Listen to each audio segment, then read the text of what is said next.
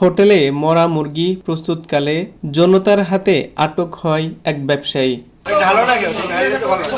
প্রথমে বস্তাবন্দি মুরগি দেখে সন্দেহ হয় এক ক্রেতার। তার প্রশ্নের মুখে পড়েই ফাঁস হয় মরা মুরগির চালান। বস্তা ভরে মুরগি দিয়ে গেছে। আমি দোকানদারকে জিজ্ঞেস করছি যে মামা এই বস্তা ভর্তি যে মুরগি, এই মুরগিটা কি? করছে মামা এক লোক দিয়ে গেছে, তো ওই লোক আমি চিনি না।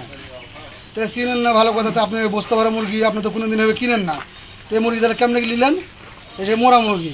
বাজারে পরিচিত দোকানে হঠাৎ মরা মুরগি বিক্রয়ের খবর ছড়িয়ে পড়লে সৃষ্টি হয় চাঞ্চল্যের। এভাবে যদি রান্নাবাড়ি করে যদি জনগণে খাওয়ানো হয় তাহলে এটা তো সবার জন্য ক্ষতিকর। আর পোলট্রি মুরগি এমনিতেই মানুষের নানান ধরনের রোগবালা সৃষ্টি করে।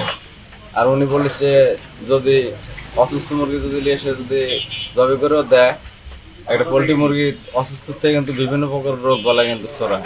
মরা মুরগি যদি খাওয়াইতে আল্লাহর কাছে সে ছাকা থাকবে। পরে ভ্রাম্যমাণ আদালত এসে মরা মুরগি রাখার দায়ে ব্যবসায়ী ফজলকে 10,000 টাকা জরিমানা করেন।